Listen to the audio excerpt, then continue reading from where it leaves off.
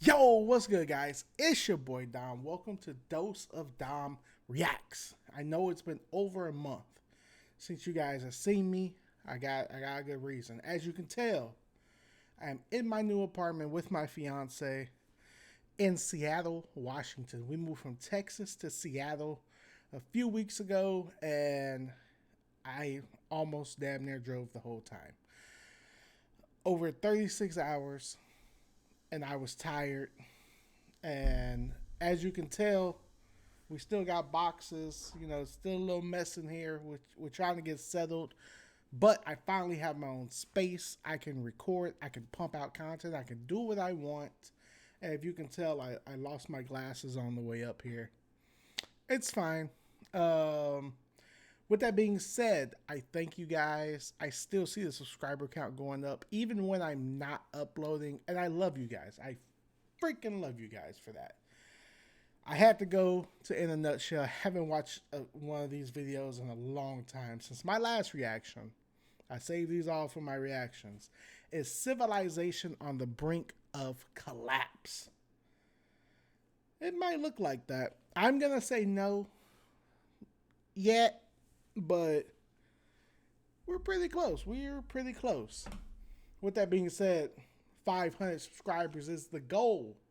We are 40 away. 95% of y'all do not hit that subscribe button. Help your boy out. And comment my next video. What do you guys want to see me watch? Because you know I'm going to do it. Let's get right into this video. By the way, if you're in Florida, I'm praying for you. That hurricane's coming tomorrow. Bunker down or leave. Prayers to you guys. For real. Because that's a dangerous situation. Like the video and let's get to it. Is civilization on the brink of collapse? At its height, the Roman Empire was home to about 30% of the world's population. And in many ways, it was the pinnacle of human advancement. Its citizens enjoyed the benefits of central heating, concrete, double glazing, banking, international trade, and upward social mobility. Okay, hold on. I know I'm 19 seconds in, I'm stopping it. I didn't know they had central heating. That's actually crazy. Wow. Rome became the first city in history with 1 million inhabitants and was a center of technological, legal, and economic progress. Wow. An empire impossible to topple, stable and rich and powerful. Until it wasn't anymore. First slowly, then suddenly, the most powerful civilization on Earth collapsed. By civilization, we mean a complex society where labor is specialized and social classes emerge and which is ruled by institutions. Civilizations share a dominant mutual language and culture and domesticate plants and animals to feed and sustain large cities where they often construct impressive monuments. Civilization lets us become efficient on large scales, collect vast amounts of knowledge, and put human ingenuity and the natural resources of the world to work. I'm going to say one thing. Those Romans were at the top of their game. Like, at the top. Like, those guys are so smart. Their ingenuity was amazing. Without civilization, most people would never have been born, which makes it a bit concerning that collapse is the rule, not the exception. Virtually all civilizations end, on average, after 340 years. Wow. This grain of sand represents 10 million people. I'll get you about to the premium population soon, don't of worry. London. Collapse is rarely nice for individuals. Their shared cultural identity is shattered as institutions lose the power to organize people. Knowledge is lost, living standards fall, violence increases, and often the population declines. The civilization either completely disappears, is absorbed by stronger neighbors, or something new emerges, sometimes with more primitive technology than before. If this is how it's been over the ages, what about us today? I'm gonna tell you one thing, that makes you think. It really does. All the violence that's going on now. I'm not really up on the population numbers. I don't know if I'm pretty sure we're still increasing. But all the violence and stuff going on right now, all the hate, looking like the Roman Empire is falling. Just as Europeans forgot how to build indoor plumbing and make cement, will we lose our industrial technology? And with that, our greatest achievements, from $1 pizza to smartphones or laser eye surgery? Will all this go away too? Today, our cities stretch for thousands of square kilometers. We travel the skies. Our communication is instant. Industrial agriculture with engineered high-yield plants, efficient machinery and high-potency fertilizer feeds billions of people. Modern medicine gives us the longest lifespan we've ever had, while industrial technology gives us an unprecedented level of comfort and abundance, even though we haven't yet learned to attain them without destroying our ecosphere. There are arguably still different civilizations around today that compete and coexist with each other, but together they also form a singular global civilization. Facts. But this modern globalized civilization is even more vulnerable in some ways than past empires because we are much more deeply interconnected. A collapse of the industrialized world literally means that the majority of people alive today would perish, since without industrial agriculture, we would no longer be able to feed them. And there's an even greater risk. What if a collapse was so deeply destructive that we were unable to re-industrialize again? What if it ruined our chances of enjoying a flourishing future as a multiplanetary species? A global civilizational collapse could be an existential catastrophe, something that ruins not just the lives of everyone alive today, but all the future generations that could have come into being. Facts. All the knowledge we might have discovered, the art we might have created, the joys we might have experienced would be lost. So, how likely is all of this? I mean, it makes you think. It really does. While I don't think that's something that would happen, I feel like if anything, this world will come to an end because of war. And I hate to say that, but civilization will come to an end because of us, or because of, if you are religious, a higher power. Let's start with some good news. While civilization collapses have happened regularly, none have ever derailed the course of global civilization. Rome collapsed, but the Aksumite Empire, or the Teotihuacans, and of course the Byzantine Empire, carried on. Yeah. What about sudden population crashes? So far, we've not seen a catastrophe that has killed much more than 10% of the global population. No pandemic, no natural disaster, no war. The last clear example of a rapid global population decrease was the Black Death, a pandemic of the bubonic plague in the 14th century that spread across the Middle East and Europe and killed a third of all Europeans and about 1/10 of the global population. Damn. If any event was going to cause the collapse of civilization, that should have been it. But even the Black Death demonstrates humanity's resilience more than its fragility. While the old societies were massively disrupted in the short term, the intense loss of human lives and suffering did little to negatively impact European economic and technological development in the long run. Population size recovered within 2 centuries, and just 2 centuries later, the Industrial Revolution began. I will say we are resilient to a lot of things. It might not seem like it, but we are a very resilient species. Like, it's going to take a lot to get rid of us, I'm just saying.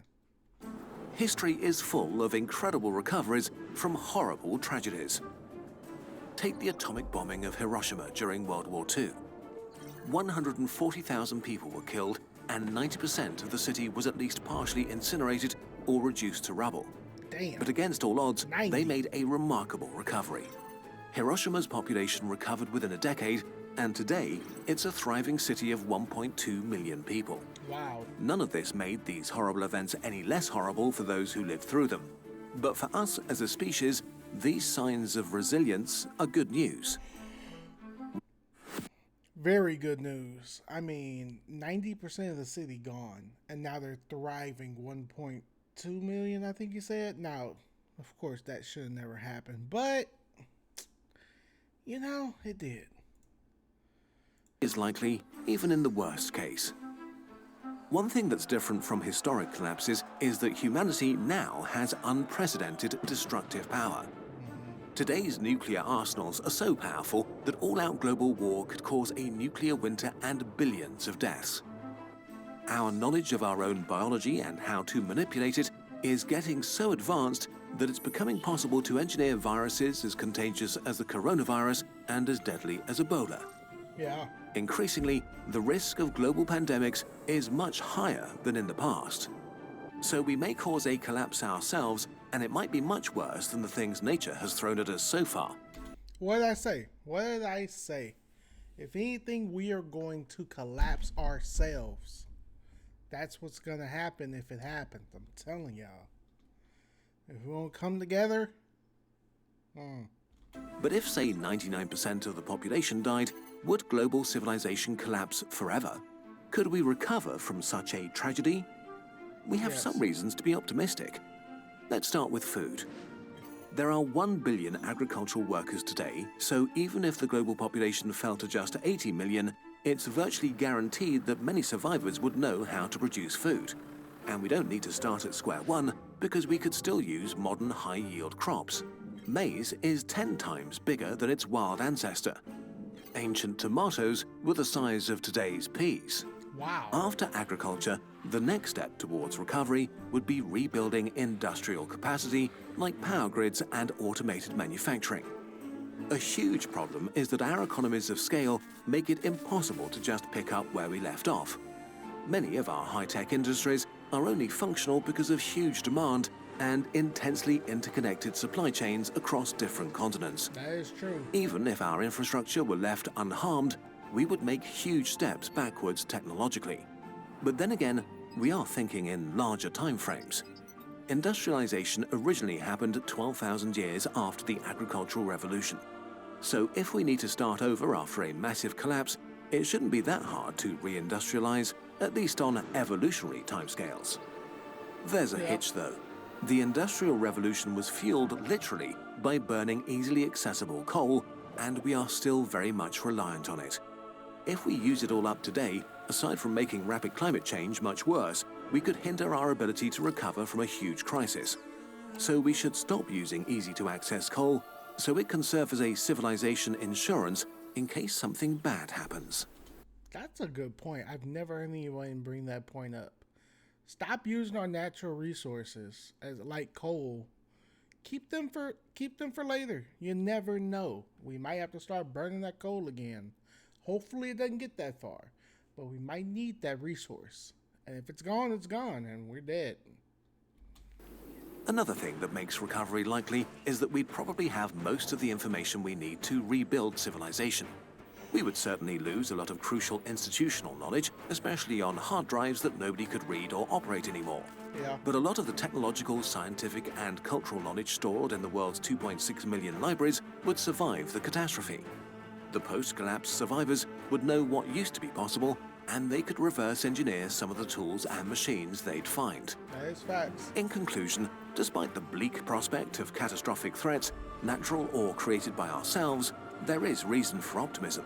Humankind is remarkably resilient, and even in the case of a global civilizational collapse, it seems likely that we would be able to recover, even if many people were to perish or suffer immense hardship, even if we lost cultural and technological achievements in the process.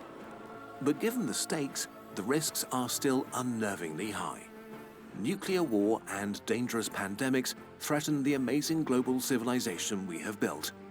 Humanity is like a teenager, speeding around blind corners, drunk without a seatbelt. The good news is that it's still early enough to prepare for and to mitigate these risks. We just need to actually do it. We made this video together with Will MacAskill, a professor of philosophy at Oxford and one of the founders of the effective altruism movement, which is about doing the most good you can with your time and money. Will just published a new book called What We Owe the Future, which is about how you can positively impact the long-term future of our world. If you like Kurzgesagt videos, the chances are high you'll like it. Okay. The book has some pretty counterintuitive arguments, like that risks from new technologies such as AI and synthetic biology are at least as grave as those from climate change, or that the world doesn't contain too many people, but too few. And especially that everyday actions like recycling or refusing to fly just aren't that big a deal compared to where you donate or what career you pursue. Most importantly, it argues that by acting wisely, you can help make tomorrow better than today, and how we together I can like build that. a flourishing world for the thousands or millions of generations that will come after us. Many things we at Kurzgesagt talk about regularly are discussed here in much greater detail. Check out What We Owe the Future wherever you get your books or audiobooks. We're going to keep that up there because I feel like I'm not a big book reader, but that sounds like a book I would read, honestly. Because it only takes one person to change, and then people will follow. They will. That's just the way we are. It's in our nature. But with that being said, thank you guys so much for watching. Don't forget to subscribe. 95% of y'all don't hit that subscribe button. Help me out. Help me get to 500. Then we get to 1,000. And we monetizing.